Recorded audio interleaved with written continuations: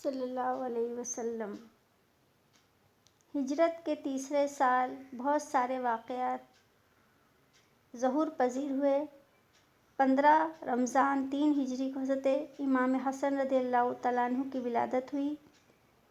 اسی سال حضور اقدس صلی اللہ علیہ وسلم نے حضرت بی بی حفصہ رضی اللہ تعالیٰ عنہا سے نکاح کیا، جو کہ حضرت عمر فاروق رضی اللہ عنہ کی صاحبزادی ہے، جو غزوہ بدر کے زمانے میں بیوہ ہو گئی تھی۔ اسی سال حضرت عثمان غنی رضی اللہ تعالیٰ عنہ نے حضور صلی اللہ علیہ وسلم کی صاحبزادی ام کلثوم سے نکاح کیا۔ میراث کے احکام و قوانین بھی اسی سال نازل ہوئے۔ ہجرت کا چوتھا سال بھی کفار کے ساتھ چھوٹی بڑی لڑائیاں ہوتی رہی۔ جنگ بدر کے فتح مبین سے مسلمانوں کا رعب اور بڑھ گیا اور مسلمانوں کا چرچا پوری عرب میں ہو گیا۔ ایک محرم 4 ہجری کو ناگہاں ایک شخص نے مدینے میں یہ خبر پہنچائی کہ طلحہ اور سلمہ دونوں بھائی کفار کا لشکر جمع کر کے مدینے پر چڑھائی کے لیے آ رہے ہیں۔ حضور علیہ الصلوۃ والتسلیم نے اس لشکر کے مقابلے میں ابو سلمہ رضی اللہ تعالیٰ عنہ کو 150 مجاہدین کے ساتھ روانہ کیا، جس میں حضرت ابو صبرہ اور حضرت ابو عبیدہ رضی اللہ تعالیٰ عنہما جیسے معزز مہاجرین و انصار تھے۔ لیکن کفار کو یہ پتہ چلا کہ مسلمان کا لشکر آ رہا ہے تو وہ لوگ اونٹ اور بکریاں چھوڑ کر بھاگ گئے۔ محرم کی 4 ہجری کو یہ اطلاع ملی کہ خالد بن صفوان مدینے پر حملہ کرنے والے ہیں، تو حضور علیہ الصلوۃ والتسلیم نے اس مقابلے کے لیے حضرت عبداللہ بن انیس رضی اللہ تعالیٰ عنہ کو بھیجا۔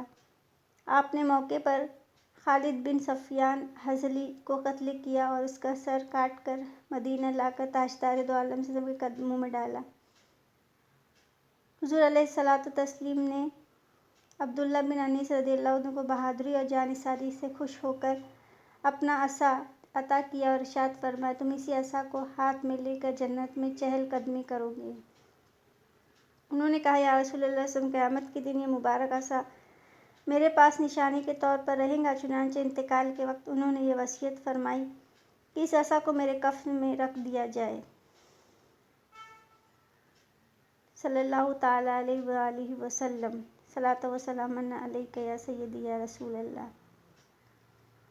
حضرت خبیب رضی اللہ تعالیٰ عنہ کی قبر مبارک۔ حضور صلی اللہ علیہ وسلم کو اللہ تعالیٰ نے وحی کے ذریعے حضرت خبیب رضی اللہ تعالیٰ عنہ کی شہادت کی اطلاع دی۔ آپ نے صحابہ سے فرمایا، جو شخص خبیب کی لاش کو سولی سے اتار کر لائے گا اس کے لیے جنت ہے۔ یہ بشارت سن کر حضرت زبیر رضی اللہ تعالیٰ عنہ راتوں رات سفر کیا اور چھپتے چھپاتے حضرت خبیب رضی اللہ تعالیٰ عنہ کی سولی کے پاس پہنچے۔ 40 کفار سولی کے پہرہ دار بن کر سو رہے تھے۔ ان دونوں حضرات نے سولی سے لاش کو اتارا، گھوڑے پر رکھ کر چل دیے۔ 40 دن تک گزر جانے کے باوجود لاش تر و تازہ تھی اور زخموں سے تازہ خون ٹپک رہا تھا۔ صبح کو قریش کے 70 سوار تیز رفتار گھوڑوں پر تعاقب میں چل پڑے اور ان دونوں حضرات کے پاس پہنچے۔ ان حضرات نے جب یہ دیکھا کہ قریش کے سوار ہم کو گرفتار کرنے کے لیے آئے ہیں، تو انہوں نے حضرت خبیب رضی اللہ تعالیٰ عنہ کی لاش مبارک کو گھوڑوں سے اتار کر زمین پر رکھ دیا اور خدا کی شان کہ ایک دم زمین پھٹ گئی اور لاش مبارک کو نگل گئی اور زمین اسی طرح برابر ہو گئی کہ پھٹنے کا نشان بھی باقی نہ تھا۔ یہی وجہ ہے کہ حضرت خبیب رضی اللہ تعالیٰ عنہ کا لقب بلیغ الارض، جن کو زمین نگل گئی ہے۔ اس کے بعد ان حضرات رضی اللہ تعالیٰ عنہما نے کفار سے کہا، ہم 2 شیر ہیں جو اپنے جنگل میں جا رہے ہیں، اگر تم لوگوں سے ہو سکے تو ہمارا راستہ روکو۔ کفار نے ان حضرات کے پاس لاش نہیں دیکھی۔ اس کے بعد مکہ میں واپس چلے گئے۔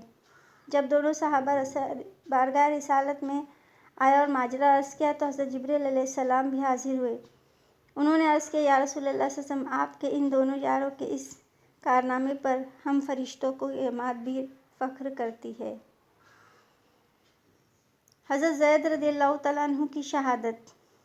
حضرت زید رضی اللہ تعالیٰ عنہ کے قتل کا تماشا دیکھنے کے لیے کفار قریش کثیر تعداد میں جمع ہوئے، جن میں ابو سفیان بھی تھا۔ جب ان کو سولی پر چڑھایا گیا تو